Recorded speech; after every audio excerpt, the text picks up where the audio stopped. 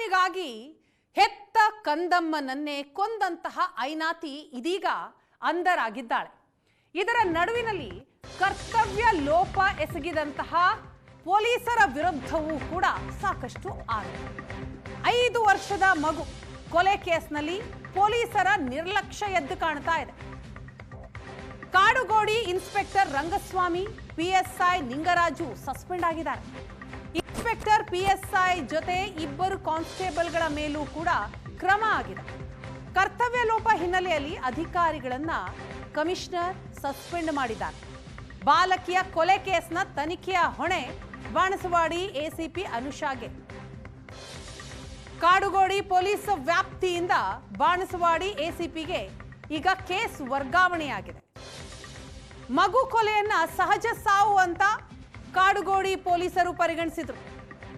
ಮಗುವಿನ ತಂದೆ ಇದು ಕೊಲೆ ಆಗಿದೆ ಅನ್ನುವಂತಹ ಆರೋಪ ಮಾಡಿದ್ರೂ ಕೂಡ ಕೇಸ್ ದಾಖಲು ಮಾಡಿಕೊಂಡಿರಲಿಲ್ಲ, ನಿರ್ಲಕ್ಷ್ಯ ವಹಿಸಿದ್ರು. ನಿರ್ಲಕ್ಷ್ಯ ಮಾಡಿದಂತಹ ಪೊಲೀಸರ ವಿರುದ್ಧ ಆಕ್ರೋಶ ವ್ಯಕ್ತವಾಗಿದೆ. ಪೊಲೀಸ್ ಕಮಿಷನರ್ ಈಗ ಶಿಸ್ತು ಕ್ರಮವನ್ನ ತೆಗೆದುಕೊಂಡಿದ್ದಾರೆ. 5 ವರ್ಷದ ಮಗು ಹತ್ಯೆಯಾದಂತಹ ಕೇಸ್ಗೆ ಸಂಬಂಧಪಟ್ಟ ಹಾಗೆ ಪೊಲೀಸರು ಯಾವ ರೀತಿ ನಡೆದುಕೊಳ್ಬೇಕಾಗಿತ್ತು, ಯಾವ ರೀತಿ ತನಿಖೆ ಮಾಡಬೇಕಾಗಿತ್ತು, ಅದು ಯಾವುದೂ ಕೂಡ ಈ ಕೇಸ್ನಲ್ಲಿ ಆಗಿಲ್ಲ. ಹಾಗಾಗಿ ಈಗ ಕಮಿಷನರ್ ಕ್ರಮ ತೆಗೆದುಕೊಂಡಿದ್ದಾರೆ. ಪೊಲೀಸರ ತಲೆದಂಡ ಆಗಿದೆ.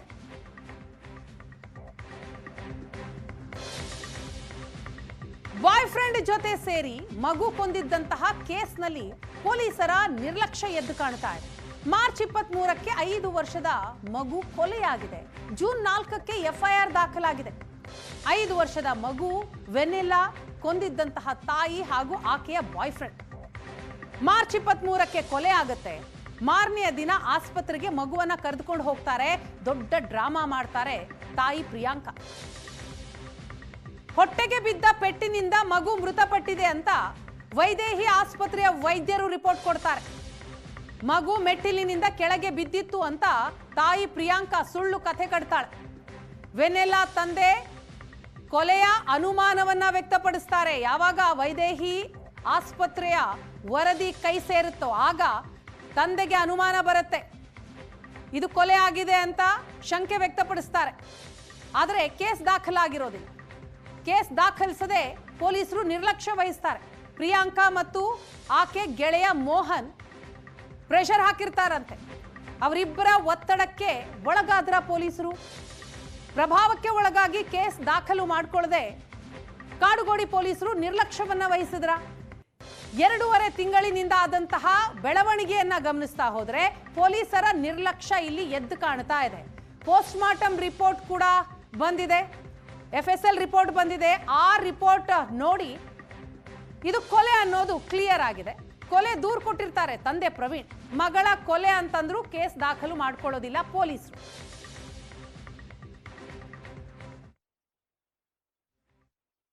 ಕಾಡುಗೋಡಿ ಪೊಲೀಸ್ ಸ್ಟೇಷನ್ ವ್ಯಾಪ್ತಿಯಲ್ಲಿ ಒಂದು ಮರ್ಡರ್ ಕೇಸ್ ರಿಜಿಸ್ಟರ್ ಆಗಿದೆ 4ನೇ ತಾರೀಕು 4 ಜೂನ್ಗೆ. ಈ ಎಲ್ಲ ಪ್ರಕರಣದಲ್ಲಿ ಇನ್ವೆಸ್ಟಿಗೇಷನ್ಲಿ ಕೆಲವು ಲ್ಯಾಪ್ಸಸ್ ಕಂಡು ಬರ್ತಾ ಇದೆ. ನಮ್ಮ ಸೀನಿಯರ್ ಆಫೀಸರ್ಸ್ ಅವ್ರದ್ದು ರಿಪೋರ್ಟ್ ಪ್ರಕಾರ ಆ ನಿಟ್ಟಿನಲ್ಲಿ 3 ಜನ ಆಫೀಸರ್ಸ್, ಒಬ್ಬ ಇನ್ಸ್ಪೆಕ್ಟರ್, ಒಬ್ಬ ಸಬ್ ಇನ್ಸ್ಪೆಕ್ಟರ್ ಮತ್ತು ಇನ್ನೊಬ್ಬ ಕಾನ್ಸ್ಟೇಬಲ್ ಅವ್ರಿಗೆ ಸದ್ಯಕ್ಕೆ ಸಸ್ಪೆನ್ಷನ್ಲಿ ಇಟ್ಕೊಂಡಿದ್ದೆ. ನಾನು ಅದೇ ಹೇಳ್ತಾ ಇದ್ದೀನಿ. ಫಸ್ಟ್ ಸಸ್ಪಿಷಿಯಸ್ ಡೆತ್ ಅಂತ ಕೇಸ್ ರಿಜಿಸ್ಟರ್ ಆಗಿತ್ತು. ನಂತರ 4ನೇ ತಾರೀಕು 4 ಜೂನ್ಗೆ ಮರ್ಡರ್ ಕೇಸ್ ರಿಜಿಸ್ಟರ್ ಆದ ತಕ್ಷಣ ಒಬ್ಬ ಆರೋಪಿ, ಇನ್ನೊಬ್ಬ ಆರೋಪಿ ನಿನ್ನೆ, ಸೊ ಒಟ್ಟಾಗಿ 2 ಆರೋಪಿ ಯಾರು ಇದರಲ್ಲಿ ಅಕ್ಯೂಸ್ಡ್ ಇದ್ದಾರೆ, ಅದು ಅರೆಸ್ಟ್ ಆಗಿದೆ. ಮರ್ಡರ್ ಕೇಸೇ ರಿಜಿಸ್ಟರ್ ಆಗಿದೆ 4ನೇ ತಾರೀಕೆ. ಸೊ ನಮ್ಮ ಏನು IO ಯಾರಿದ್ದಾರೆ, IO ನಾವು ಚೇಂಜ್ ಮಾಡಿ ಒಬ್ಬ ACP ರ್ಯಾಂಕ್ ಆಫೀಸರ್ ಬೇರೆ ಡಿವಿಷನಿಂದ ನೇಮಿಸಿದ್ದೀವಿ. ಅವರು ತನಿಖೆ ಮುಂದುವರ್ತಾರೆ. ಅವರು ತನಿಖೆಯಲ್ಲಿ ಯಾವ ರೀತಿ ಕಂಡು ಬರ್ತದೆ ನಾವು ಮುಂದೆ. ಮಗು ಕೊಲೆ ಕೇಸ್ನಲ್ಲಿ ಕೇವಲ ಕೆಳ ಹಂತದ ಅಧಿಕಾರಿಗಳ ತಲೆದಂಡ ಆಗಿದೆ. ಹಿರಿಯ ಅಧಿಕಾರಿಗಳ ವೈಫಲ್ಯ ಇದ್ರೂ ಕೂಡ ಯಾಕೆ ಕ್ರಮ ಆಗಿಲ್ಲ? ಹಿರಿಯ ಅಧಿಕಾರಿಗಳನ್ನ ರಕ್ಷಣೆ ಮಾಡೋದಕ್ಕೆ ಪೊಲೀಸ್ ಇಲಾಖೆ ಏನಾದರೂ ಮುಂದಾಯ್ತಾ ಅನ್ನೋ ಪ್ರಶ್ನೆ ಬರ್ತಾ ಇದೆ. ಕರ್ತವ್ಯ ಲೋಪವನ್ನ ಕೆಳ ಹಂತದ ಅಧಿಕಾರಿಗಳ ತಲೆಗೆ ಕಟ್ಟಿದ್ದಾರೆ. ಮೇಲಧಿಕಾರಿಗಳ ನಿರ್ಲಕ್ಷ್ಯವನ್ನ ಇಲ್ಲಿ ಪರಿಗಣಿಸೇ ಇಲ್ಲ. ಮಗು ಕೊಲೆ ಕೇಸ್ನಲ್ಲಿ ಇನ್ನಷ್ಟು ಅಧಿಕಾರಿಗಳ ತಲೆದಂಡ ಆಗಬೇಕು. ಯಾವಾಗ ಅನ್ನೋದು ಸದ್ಯದ ಪ್ರಶ್ನೆ. ಕೊಲೆ ಕೇಸ್ನಲ್ಲಿ ಪೊಲೀಸರ ತಲೆದಂಡ ಆಗಿದೆ ನಿಜ, ಆದರೆ ಕೆಳ ಹಂತದ ಅಧಿಕಾರಿಗಳು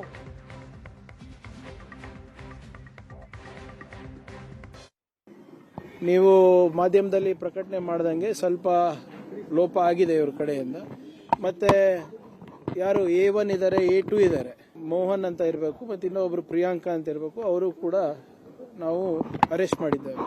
ಇದೇನಿದೆ ಅದು ತನಿಖೆ ಮಾಡ್ತೀವಿ ಮುಂದೆ ಏನೇನು, ಯಾಕಂದ್ರೆ ಕಾಂಟ್ರಡಿಕ್ಟಿಂಗ್ ವರ್ಷನ್ಸ್ ಬರ್ತಾ ಇದೆ. ಇನ್ವೆಸ್ಟಿಗೇಷನ್ ಇಸ್ ಇನ್ ಪ್ರೋಸೆಸ್, ಅದಾದ್ಮೇಲೆ ತಮ್ಗೆ ತಿಳಿಸ್ತೀವಿ. ನೋಡಿ, ಅದು ಯಾಕೆ ಹಾಗೆ ಮಾಡಿದ್ದಾರೆ ಗೊತ್ತಿಲ್ಲ. ಈಗ ಪೋಸ್ಟ್ ಮಾರ್ಟಮ್ ರಿಪೋರ್ಟ್ ಬಂದ ಮೇಲೂ ಕೂಡ ಅವರು ಇಷ್ಟು ವಿಳಂಬ ಮಾಡೋದು ತಪ್ಪು. That is not as per law. So ಅದಕ್ಕೆ ನಿನ್ನೆ ಬಂದ ತಕ್ಷಣ, ಅದು ಗಮನಕ್ಕೆ ಬಂದ ತಕ್ಷಣ ಅವ್ರಿಗೆ 3 ಜನಕ್ಕೂ ಸಸ್ಪೆಂಡ್ ಮಾಡಿಸಿದ್ದೀನಿ ನಾನು. ಈ ಬಗ್ಗೆ ಡೀಟೇಲ್ಸ್ ಕೊಡ್ತಾರೆ ನಮ್ಮ ರಿಪೋರ್ಟರ್ ಹರೀಶ್, ಈಗ ಸಂಪರ್ಕದಲ್ಲಿದ್ದಾರೆ. ಹರೀಶ್, ಏನಿದು 2.5 ತಿಂಗಳಾಗಿದೆ ಮಗು ಕೊಲೆಯಾಗಿ, ಒಂದು ಕೇಸ್ ದಾಖಲು ಮಾಡ್ಕೊಂಡಿರೋದಿಲ್ಲ ಪೊಲೀಸರು, ಇಷ್ಟೊಂದು ನಿರ್ಲಕ್ಷ್ಯನ. ಈಗ ಪೊಲೀಸ್ ಕಮಿಷನರ್ ಏನೋ ಕ್ರಮಕ್ಕೆ ಮುಂದಾಗಿದ್ದಾರೆ ನಿಜ, ಆದರೆ ಕೆಳ ಹಂತದ ಅಧಿಕಾರಿಗಳನ್ನ ಸಸ್ಪೆಂಡ್ ಮಾಡಿದ್ರೆ ಮುಗ್ದೋಯ್ತಾ? ಕೇಸ್ ಇಲ್ಲಿಗೆ ಕ್ಲೋಸ್ ಮಾಡೋ ರೀತಿ ಕಾಣಿಸ್ತಾ ಇದೆ ಇದು. ಎಲ್ಲಾ ಪ್ರಕರಣಗಳು, ದೊಡ್ಡ ದೊಡ್ಡ ಪ್ರಕರಣಗಳಲ್ಲೂ ಇದೇ ರೀತಿ ಸಣ್ಣ ಅಂದ್ರೆ ಕೆಳ ಹಂತದ ಅಧಿಕಾರಿಗಳನ್ನ ಸಸ್ಪೆಂಡ್ ಮಾಡಿ ಅವರ ಮೂತಿಗೆ ಬೆಣ್ಣೆ ಒರೆಸಿ ಅವರು ಹಿರಿಯ ಅಧಿಕಾರಿಗಳು ತಪ್ಪಿಸ್ಕೊಳ್ಳುವಂಥದ್ದು ಬಹುತೇಕ ಎಲ್ಲ ಪ್ರಕರಣಗಳು ಇದೇ ರೀತಿಯಾಗಿ ಆಗ್ತಾ ಇದೆ. ಇದೊಂದು ಪಾಠ ಆಗ್ಬೇಕಾಗಿತ್ತು. ಇನ್ಮೇಲಾದ್ರೂ ಹಿರಿಯ ಅಧಿಕಾರಿಗಳು ಕೂಡ ತಪ್ಪು ಮಾಡಬಾರ್ದು ಅಂತೇಳಿ ಇಲ್ಲಿ ಪ್ರಮುಖವಾಗಿ ಯಾಕೆ ಹಿರಿಯ ಅಧಿಕಾರಿಗಳು ಅಂತೇಳಿ ಹೇಳ್ತಾ ಇದೀವಿ ಅಂತಂದ್ರೆ, ಈ ಒಂದು ಪ್ರಕರಣದಲ್ಲಿ ಇನ್ಸ್ಪೆಕ್ಟರ್ ಜೊತೆಗೆ ಅವರ ಕೆಳ ಹಂತದ ಅಧಿಕಾರಿಗಳನ್ನ ಈಗ ಸಸ್ಪೆಂಡ್ ಮಾಡಿರುವಂಥದ್ದು. ಆದ್ರೆ 1 ತಿಂಗಳಾದ್ರೂ ಅಂದ್ರೆ ಪೋಸ್ಟ್ ಮಾರ್ಟಮ್ ರಿಪೋರ್ಟ್ ಕೈ ಸೇರಿದ ಬಳಿಕ 1 ತಿಂಗಳಾದ್ರೂ ಕೂಡ FIR ಮಾಡಿಲ್ಲ ಅಂದ್ರೆ ಇದು GCP ಗಮನಕ್ಕೆ ಬಂದಿಲ್ವಾ, ACP ಗಮನಕ್ಕೆ ಬಂದಿಲ್ವಾ ಅನ್ನುವಂಥದ್ದು ಸಾಕಷ್ಟು ಪ್ರಶ್ನೆಗಳು ಮೂಡೇ ಮೂಡ್ತವೆ. ಅಷ್ಟೇ ಅಲ್ಲದೆ ಈ ಮಗುವಿನ ತಂದೆ ಪ್ರವೀಣ್ ಏನಿದ್ದಾರೆ, ಇವರು ಖುದ್ದು ಲೋಕಾಯುಕ್ತಕ್ಕೆ ಭೇಟಿ ಕೊಟ್ಟು ಪೊಲೀಸರು ಈ ಒಂದು ಪ್ರಕರಣದಲ್ಲಿ ವಿಳಂಬ ಮಾಡ್ತಾ ಇದ್ದಾರೆ ಅಂತ ಹೇಳಿ ಪೊಲೀಸರ ಮೇಲೆ ಆರೋಪ ಮಾಡಿ ಲೋಕಾಯುಕ್ತಕ್ಕೂ ಕೂಡ ಒಂದು ದೂರನ್ನ ಕೊಟ್ಟಿರುವಂಥದ್ದು. ಇಷ್ಟು ದೊಡ್ಡ ಹಂತದಲ್ಲಿ ಹೋಗಿ ಒಂದು ಪ್ರಕರಣವನ್ನ ದೂರು ಕೊಟ್ಟರು ಕೂಡ ಹಿರಿಯ ಅಧಿಕಾರಿಗಳ ಗಮನಕ್ಕೆ ಬಂದಿಲ್ವಾ? ಇಲ್ಲಿ ಪ್ರಕರಣದಲ್ಲಿ ಹಿರಿಯ ಅಧಿಕಾರಿಗಳು ಹೇಳ್ದಂಗೆ ಕೆಳ ಹಂತದ ಅಧಿಕಾರಿಗಳು ಕೆಲಸ ಮಾಡಿದ್ರ ಅಥವಾ ಅವರ ಇಂಡಿಪೆಂಡೆಂಟ್ ಆಗಿ ಕೆಲಸ ಮಾಡಿ ಅಮಾನತು ಆದ್ರ ಅನ್ನುವಂಥ ಒಂದು ಪ್ರಶ್ನೆ ಮಾತ್ರ ಇಲ್ಲಿ ಮೂಡುತ್ತೆ. ಆದ್ರೆ ಸಾಧಾರಣವಾಗಿ ಇಂತಹ ಕೇಸ್ಗಳಲ್ಲಿ ಕೆಳ ಹಂತದ ಅಧಿಕಾರಿಗಳನ್ನ ಸಸ್ಪೆಂಡ್ ಮಾಡಿ ಮೇಲಧಿಕಾರಿಗಳನ್ನ ಉಳಿಸ್ಕೊಳ್ಳುವಂಥದ್ದು ಇದು ಬರ್ತಾ ಇರುವಂತಹ ಹವ್ಯಾಸ. ಇದು ಈ ಕೇಸಿಂದಾಗ್ಲೂ ಅಂದ್ರೆ ಬದಲಾವಣೆ ಆಗ್ಬೇಕು. ಆಕೆಯ ಪ್ರಿಯಕರ ಏನಿದ್ದಾರೆ ಅವರಿಬ್ರು ಕೂಡ ಪೊಲೀಸರ ಕೈ ಬಿಸಿ ಮಾಡಿದ್ರ ಆ ಪ್ರಶ್ನೆಯೂ ಕೂಡ ಬರುತ್ತಲ್ವಾ?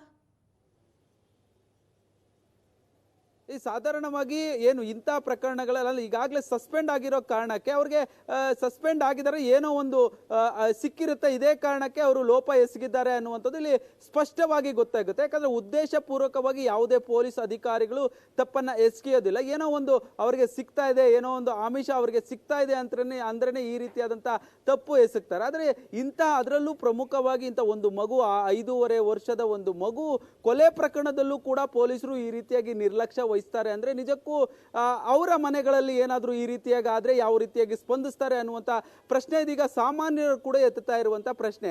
ಹೀಗಾಗಿ ಅಲ್ಲ ಹರೀಶ್, ಪ್ರಭಾವ ಇತ್ತಾ? ಆ ಪ್ರಭಾವಕ್ಕೊಳಗಾಗಿ ಏನಾದ್ರೂ ಕೇಸ್ ದಾಖಲು ಮಾಡ್ಕೊಂಡಿಲ್ವಾ ಅವರು? ವೀಣಾ, ಇಲ್ಲಿ ತನಕ ಗೊತ್ತಾಗ್ತಾ ಇರುವಂತಹ ವಿಚಾರ ಅಂದ್ರೆ ಇಲ್ಲಿ ತನಕ ಪೊಲೀಸರ ಲೋಪ ಕರ್ತವ್ಯ ಲೋಪ ಗೊತ್ತಾಗ್ತಾ ಇದೆ. ಅವ್ರಿಗೆ ಯಾವುದೇ ರೀತಿಯಾದಂತಹ ಪ್ರೆಷರ್ ಬಿದ್ದಿದೆ, ಹಣದಾಸೆಗೋ ಬೇರೆ ಇನ್ಯಾವುದೋ ಆಸೆಗೋ ಈ ರೀತಿಯಾಗಿ ಏನಾದ್ರೂ ಮಾಡಿದ್ರ ಅನ್ನುವಂತ ಅನುಮಾನಗಳು ಕೂಡ ವ್ಯಕ್ತವಾಗ್ತಾ ಇರುವಂತದ್ದು. ಆದ್ರೆ ಇದುವರೆಗೂ ಕೂಡ ಈ ಕುರಿತಾಗಿ ಎಲ್ಲೂ ಕೂಡ ಹಿರಿಯ ಅಧಿಕಾರಿಗಳು, ಕಮಿಷನರ್ ಆಗಿರ್ಬೋದು ಅಥವಾ ಗೃಹ ಮಂತ್ರಿಗಳಾಗಿರ್ಬೋದು, ಹಣ ಪಡೆದುಕೊಂಡ ಬಗ್ಗೆ ಯಾವುದೇ ರೀತಿಯಾದಂತಹ ಮಾಹಿತಿಯನ್ನ ಬಿಚ್ಚಿಟ್ಟಿಲ್ಲ. ಆದ್ರೆ ಅವರ ಕರ್ತವ್ಯ ಲೋಪ ಎಸಗಿರುವಂತದ್ದು ಗೊತ್ತಾಗ್ತಾ ಇರುವಂತದ್ದು. ಹೀಗಾಗಿ ಉದ್ದೇಶಕ ಪೂರ್ವಕವಾಗಿಯೇ ಈ ರೀತಿಯಾಗಿ ಕರ್ತವ್ಯ ಲೋಪ ಎಸಗಿದ್ರ ಅನ್ನೋದರ ಕುರಿತು ತನಿಖೆ ಮಾಡಬೇಕಾಗಿದೆ. ಸದ್ಯಕ್ಕೆ ಈಗಾಗಲೇ ಒಂದು ಕೊಲೆ ಪ್ರಕರಣ ಏನಿದೆ ಇದು ಮತ್ತೊಂದು ಅಂದ್ರೆ ACP ಬಾಣಸ್ವಾಡಿ ಅನುಷಾ ಅವರನ್ನ ಐವ ಮಾಡಿ ಈಗಾಗಲೇ ಅವರು ತನಿಖೆ ಮಾಡಬೇಕು ಅಂತೇಳಿ ಈಗಾಗಲೇ ಕಮಿಷನರ್ ಆದೇಶವನ್ನ ಮಾಡಿದ್ದಾರೆ. ಅವರ ತನಿಖೆಯಲ್ಲಾದ್ರೂ ಇದು ಹೊರಬರುತ್ತಾ ಅನ್ನೋ ವಿಚಾರ ಕಾದ್ ನೋಡ್ಬೇಕಾಗಿದೆ ವೀಣಾ. ಎಸ್ ಹರೀಶ್, ಇದ್ರ ಜೊತೆಗೆ ಈಗ ಪ್ರಿಯಾಂಕಾಳನ್ನು ಕೂಡ ಪೊಲೀಸರು ಅರೆಸ್ಟ್ ಮಾಡಿದ್ದಾರೆ. ಆಕೆ ಕಡೆಯಿಂದ ಬರ್ತಾ ಇರೋ ಸ್ಟೇಟ್ಮೆಂಟ್ ಏನು? ಯಾಕಂತಂದ್ರೆ ಪ್ರಿಯಕರ ಸತ್ಯವನ್ನ ಒಪ್ಕೊಂಡಿದ್ದಾನೆ ನಿಜ, ಆದ್ರೆ ಪ್ರಿಯಾಂಕಾ ಏನ್ ಹೇಳ್ತಾ ಇದ್ದಾಳೆ ಅದು ಕೂಡ ಮುಖ್ಯ ಆಗುತ್ತಲ್ವಾ? ವೀಣಾ, ಪ್ರಮುಖವಾಗಿ ಈ ಒಂದು ಪ್ರಕರಣದಲ್ಲಿ ಎಲ್ಲ ಆರೋಪಿಗಳು ಪ್ರಾರಂಭದ ಹಂತದಲ್ಲಿ ಸಿಗಾಕೊಂಡಂತಹ ಸಂದರ್ಭದಲ್ಲಿ ತಾವು ಕೊಲೆ ಮಾಡಿಲ್ಲ ಅನ್ನೋದು, ಜೊತೆಗೆ ಬೇರೆಯವರ ಮೇಲೆ ತಪ್ಪನ್ನ ಹೊರಿಸುವಂಥದ್ದು ಸರ್ವೇ ಸಾಮಾನ್ಯ. ಅದೇ ರೀತಿಯಾಗಿ ಈ ಪ್ರಕರಣದಲ್ಲೂ ಕೂಡ ನಿನ್ನೆ ಅಷ್ಟೇ ಏನು ಪ್ರಿಯಾಂಕಳನ್ನ ಬಂಧನ ಮಾಡಿ, ಸಕಲೇಶ್ಪುರದಲ್ಲಿ ಬಂಧನ ಮಾಡಿ ಆಕೆಯನ್ನ ವಶಕ್ಕೆ ಪಡೆದು ಕಸ್ಟಡಿಗೆ ಪಡೆದು ನಿನ್ನೆ ರಾತ್ರಿ ವಿಚಾರಣೆ ಮಾಡಿದ್ದಾರೆ ಅನ್ನುವಂಥ ಮಾಹಿತಿಗಳು ಗೊತ್ತಾಗ್ತಾ ಇರುವಂಥದ್ದು. ಜೊತೆಗೆ ಆಕೆಯನ್ನ ಬಂಧನ ಮಾಡಿದಂಥ ಸಂದರ್ಭದಲ್ಲೂ ಕೂಡ ಆಕೆ ಸಾಕಷ್ಟು ಡ್ರಾಮಾ ಮಾಡಿದ್ದಾಳೆ. ಅಂದ್ರೆ ನಾನು ಕೊಲೆ ಮಾಡಿಲ್ಲ, ನಂದೇನು ತಪ್ಪಿಲ್ಲ, ಎಲ್ಲವೂ ಕೂಡ ಮೋಹನ್ ಮಹಾಲಿಂಗಪ್ಪದೇ ಈ ಒಂದು ತಪ್ಪು, ಆತನೇ ಕೊಲೆ ಮಾಡಿರುವುದು ಅನ್ನುವಂಥ ರೀತಿಯಲ್ಲಿ ಎಲ್ಲವನ್ನೂ ಕೂಡ ಆತನ ಪ್ರಿಯಕರನ ಮೇಲೆ ಆಕೆ ತಳ್ಳಿ ಹಾಕ್ತಾ ಇದ್ದಾಳೆ. ಆದರೆ ಪೊಲೀಸರು ಯಾವುದೇ ರೀತಿಯಾಗಿ ಆಕೆಯ ಮಾತಿಗೆ ಸೊಪ್ಪಾಗ್ತಾ ಇಲ್ಲ. ಎಲ್ಲ ಆಂಗಲ್ನಲ್ಲೂ ಅಂದ್ರೆ ಈಗಾಗಲೇನು ಸಸ್ಪೆಂಡ್, ಈ ಒಂದು ಪ್ರಕರಣದಲ್ಲಿ ಹಿಂದೆ ಇದ್ದಂತ ಇನ್ಸ್ಪೆಕ್ಟರ್ ರಂಗಸ್ವಾಮಿಯನ್ನ ಈಗಾಗಲೇ ಸಸ್ಪೆಂಡ್ ಮಾಡಲಾಗಿದೆ.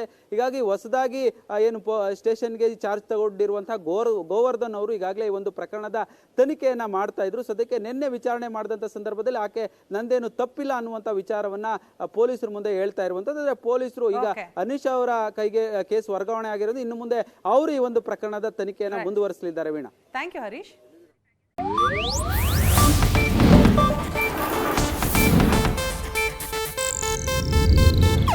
ಇದು ಏಷ್ಯಾನೆಟ್ ನ್ಯೂಸ್ ನೆಟ್ವರ್ಕ್ ಪ್ರಸ್ತುತಿ.